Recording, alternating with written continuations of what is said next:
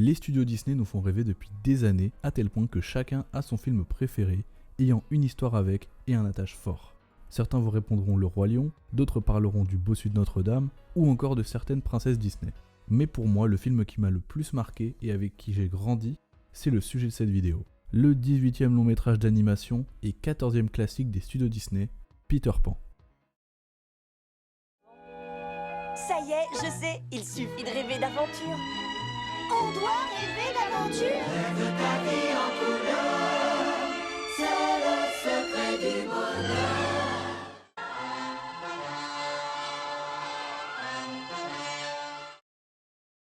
Bonjour à tous et à toutes et bienvenue dans cette nouvelle chronique. Et aujourd'hui, on marque le coup avec un classique des films d'animation de Disney.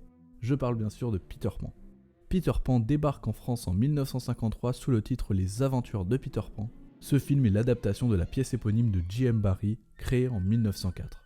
Il est réalisé par Clyde Geromini, Wilfrid Jackson et Hamilton Luske.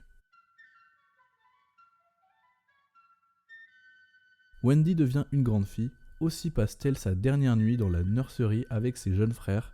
C'est cette nuit-là que Peter Pan choisit pour les entraîner dans un grand voyage au pays imaginaire.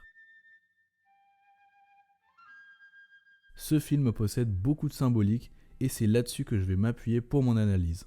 Peter Pan est la représentation d'un enfant qui ne veut pas grandir, il ne veut pas devenir adulte et essaye d'entraîner d'autres enfants dans sa folie juvénile. Mais dans le cas du film, il vient chercher Wendy et ses frères, mais celle-ci va lui résister dans le sens où celle-ci va vouloir grandir et non rester une enfant. Et c'est ce qu'on verra dans le second opus, dans lequel Wendy est adulte, mariée et mère d'une petite fille qui croisera tout comme elle la route de Peter. On ne se rend pas compte jeune, mais l'image de Peter Pan est loin d'être celle que l'on croit. Je m'explique. Peter, dans les premiers plans du film, est présenté comme mesquin et vicieux, et ces images coïncident avec sa véritable personnalité. Dans l'histoire originale, Peter Pan est seulement bienveillant avec les enfants allant dans son sens. Par contre, pour ceux voulant s'émanciper de leurs conditions d'enfant, celui-ci est plus malveillant. Le pays imaginaire n'est pas aussi féerique et merveilleux que ce qu'il laisse paraître, il est soumis à des règles très strictes. Si après avoir été amenés dans le pays imaginaire, les enfants veulent grandir, le sort que Peter leur réserve est loin d'être celui que l'on attendrait. En effet, il tue les enfants qui ne veulent pas rester comme lui des enfants toute leur vie. Durant le film, Peter va essayer de convaincre Wendy que son point de vue est le bon, mais celle-ci va le repousser à plusieurs moments. Peter va lui demander qu'elle reste avec lui et tous les enfants perdus, il va lui proposer qu'elle devienne leur mère et sa femme pour toujours. Mais celle-ci ne peut accepter car elle veut revoir ses parents et continuer à vivre sa vie dans son monde, ce qui ne va pas lui plaire et qu'il remettra à sa place. Elle lui proposera même de rentrer avec elle et ses frères chez ses parents afin qu'ils l'adoptent, mais têtu comme il est, celui-ci préfère rester dans sa condition d'éternel enfant. De ce fait, Wendy fait preuve de beaucoup plus de maturité que Peter en lui tendant la main dans son sens. Cette face cachée de Peter Pan et du pays imaginaire est très intéressante car petit, on se rend pas compte de certains sens cachés du film, mais en le revoyant, on discerne pas mal d'indices démontrant le côté sombre de Peter. Le film est lumineux de par ses musiques, ses personnages hauts en couleur et son histoire, mais si on se pense sur son origine et le personnage de Peter, on peut y trouver une part d'ombre fascinante. Mais le personnage de Peter Pan n'a pas qu'un mauvais fond. Dans le film, ils ont volontairement voulu le faire passer pour un bienfaiteur, et vu que c'est une adaptation, ils l'ont rendu plus sympathique. Il est montré comme un héros, le héros de tous les enfants, celui que l'on espère voir arriver par sa fenêtre afin de nous faire vivre de superbes aventures. Mais si l'on fait attention au premier plan où l'on voit Peter, il est montré de manière vicieuse comme un démon dans une ambiance très sombre. Ces images sont littéralement représentatives de son côté maléfique, présent dans l'histoire originale, mais directement après il est montré comme un brave héros, comme pour montrer une rupture avec son interprétation précédente, afin de lui donner une image plus accessible et susceptible de plaire aux plus jeunes, et ça a complètement réussi. C'est là que c'est malin de la part de Disney de le montrer en héros, pour qu'au final on se rende compte de sa folie des années plus tard, se rendre compte que le héros de notre enfance était en fait une sorte d'antagoniste à notre évolution personnelle. Niveau artistique, le film est magnifique tout comme les classiques Disney sortis à la même époque, comme Alice au Pays des Merveilles ou encore Le Livre de la Jungle.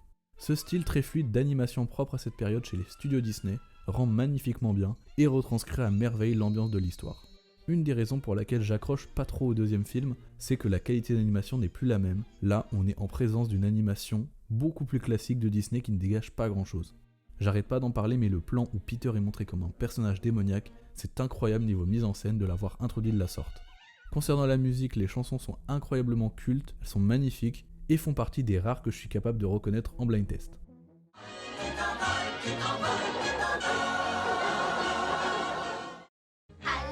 indienne, indienne, indienne. Si à la file indienne, nous marchons un par un. Le logo du film est absolument sublime, c'est pour ça que j'ai tenu à le mettre sur la miniature. Si j'ai décidé de faire cette vidéo, c'est pas pour rien, c'est tout simplement pour laisser une trace ou un hommage sur la chaîne à ce film qui m'a accompagné toute ma vie et qui m'a fait rêver.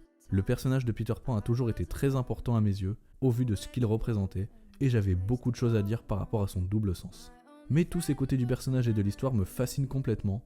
J'adore les doubles lectures dans une œuvre, ça permet de donner deux dimensions à celle-ci, le fait de découvrir de nouvelles choses après plusieurs visionnages, d'interpréter différemment l'œuvre en question, je trouve ça vraiment trop cool, surtout pour le cas de vieux films de notre enfance.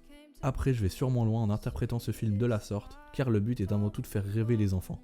Mais se pencher vers l'origine de la pièce et y trouver des interprétations plus tordues rend l'œuvre plus exaltante et légitime en tant que grand film. Car oui, pour moi, évidemment que c'est un grand film, il me fascine complètement, c'est avant tout un classique par nostalgie, mais tout ce que je vous raconte depuis tout à l'heure et qui me passionne, c'est pas du tout de la nostalgie, ce sont de vraies qualités que je lui trouve. La façon dont j'ai décrit le perso de Peter Pan est loin d'être péjorative, même si c'est un personnage vicieux et mauvais par certains points, c'est ce contraste entre ce qui est montré au spectateur et ce qui sommeille en lui que j'aime. Je l'aime pour son courage, pour son aura de modèle auprès des enfants, de guide.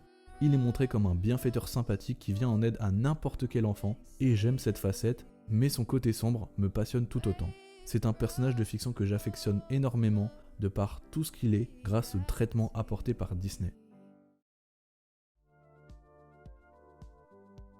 J'aime Disney, j'aime son univers, ses personnages et ses histoires, et j'avais juste envie de faire honneur à mon film préféré du studio. Il y a d'autres films qui mériteraient que je me penche dessus et qui me tiennent très à cœur, comme L'étrange Noël de Monsieur Jack, ou Alice au Pays des Merveilles qui m'a récemment mis une grosse claque. Cet été, j'ai pu regarder énormément de films Disney que je n'avais jamais vus, et ça m'a rappelé à quel point j'aimais ces films. J'espère que cette nouvelle chronique vous aura plu. N'hésitez pas à la liker et à me dire en commentaire ce que vous en avez pensé. On se retrouve très vite pour de nouvelles vidéos.